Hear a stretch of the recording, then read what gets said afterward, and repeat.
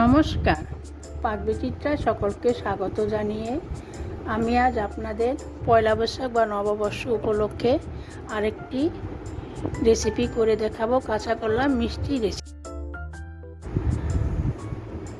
তার জন্য গ্যাসে একটি কড়াই বসিয়ে নিয়েছি। এখানে 1.5 লিটার দুধ নিয়েছি। আমি এখানে প্যাকেট দুধ নিয়েছি, আপনারা যে কোনো দুধ দিয়ে রেসিপিটি করতে পারেন। এখন দুধ আমি গ্যাস হাইতে রেখে অনবরত নেড়েচেড়ে ফুটিয়ে নিব, যাতে তলায় লেগে না যায়। দেখুন আমার দুধ ফুটে উঠেছে। এখন গ্যাস লো টু মিডিয়ামে রেখে 3 থেকে 4 টেবিল চামচ ভিনেগার দিয়ে ছানা কাটিয়ে নেব। আমি এখানে ভিনেগার দিয়ে ছানা কাটিয়ে নিচ্ছি। আপনারা চাইলে পাতিলেবুর রস অথবা ছানা কাটা জল দিয়েও ছানা কাটিয়ে নিতে পারেন। দেখুন আমার ছানা কাটতে শুরু করেছে। এখন হালকা হাতে নেড়ে চেড়ে ছানা কেটে নিব। দেখুন আমার ছানা কাটা হয়ে গেছে, ছানা আর জল আলাদা হয়ে গেছে। এখন আমি নামিয়ে নিব। ছানা ছাকার জন্য একটি পাত্র নিয়েছি, তার উপর একটি ছাঁকনি পাত্রের উপর বসিয়ে নিয়েছি। তারপর একটা সাদা পরিষ্কার কাপড় ছাঁকনির উপর রেখে ছানা ঢেলে দিব।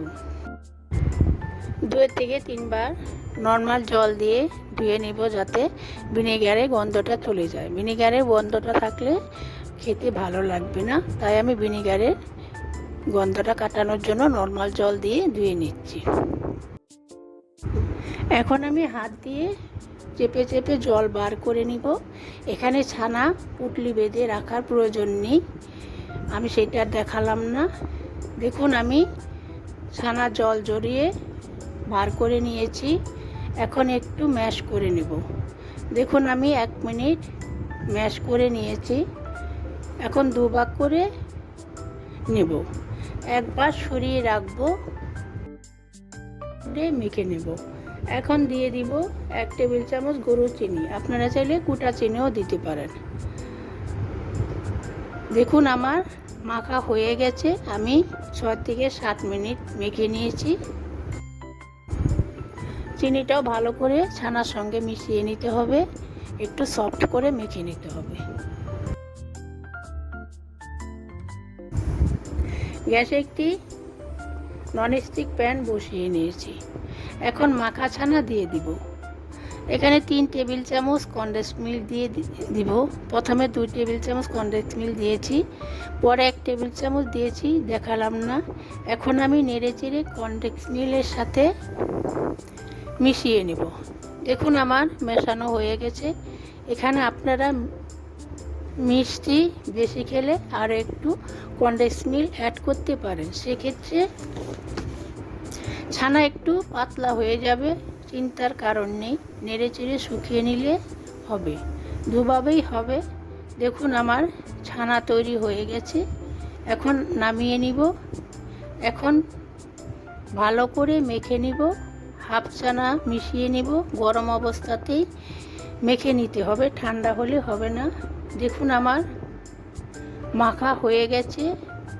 আমি 7 থেকে 8 মিনিট মেখে নিয়েছি। এখন গোলা শেপ দিয়ে নেব।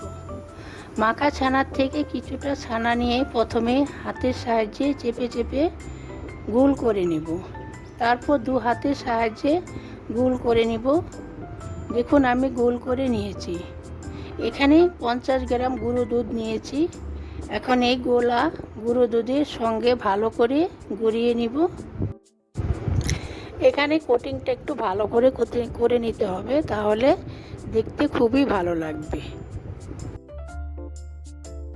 দেখুন আমার তৈরি হয়ে গেল কাঁচাগোল্লা একটি। আর দোকান থেকে কিনে খেতে হবে না। আমি যেভাবে বানালাম আপনারাও সেভাবেই বানিয়ে খাবেন, দেখবেন খুব ভালো লাগবে। এখানে আমি কিশমিশ দিয়ে গার্নিশ করে নিয়েছি, আপনারা চাইলে কেশর দিয়েও গার্নিশ করে নিতে পারেন। আর আমার কাঁচাগোল্লার মিষ্টি রেসিপি কেমন হলো কমেন্ট বক্সে অবশ্যই কমেন্ট করে জানাবেন। সাবস্ক্রাইব করবেন, পাশে থাকবেন, ভিডিওটি দেখবেন, বেশি বেশি করে শেয়ার